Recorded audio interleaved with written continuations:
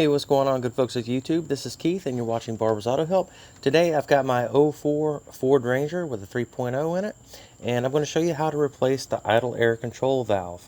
Let's get into it. So first thing you want to do, of course, is disconnect the negative battery cable, and that'll keep you from starting it up accidentally. You don't want to start it up with this IAC motor or valve disconnected here. Once your negative battery cable is disconnected from the battery, go ahead and let's disconnect your connector on the IAC. And you press this part down right here and pull out, and that's going to release that little locking thing in there. Once that's out of the way there, we're going to go ahead and remove our two bolts here that hold the IAC motor on, or IAC valve on, excuse me.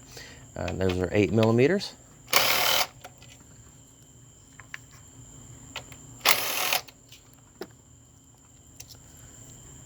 Alright, once you got that out of the way, just set it aside there. Now you'll notice in here you have a little rubber gasket. Let's go ahead and clean up around it real good. Get any dirt and debris cleaned up around it. And typically you want to replace that gasket there. You should get a gasket with your new valve.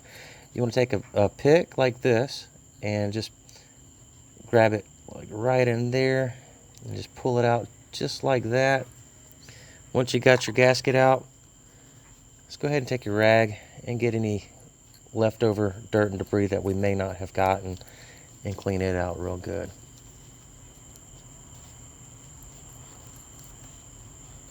You don't want any foreign material or dirt or debris in there. Alright, so take your new gasket, place it in that inlaid part right there on the intake. Make sure it's good and on.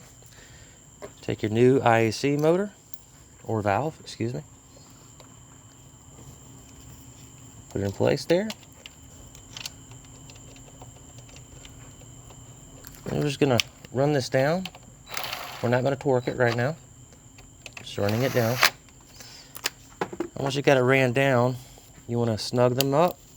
And there is a torque specification for this. Use your repair manual for that information.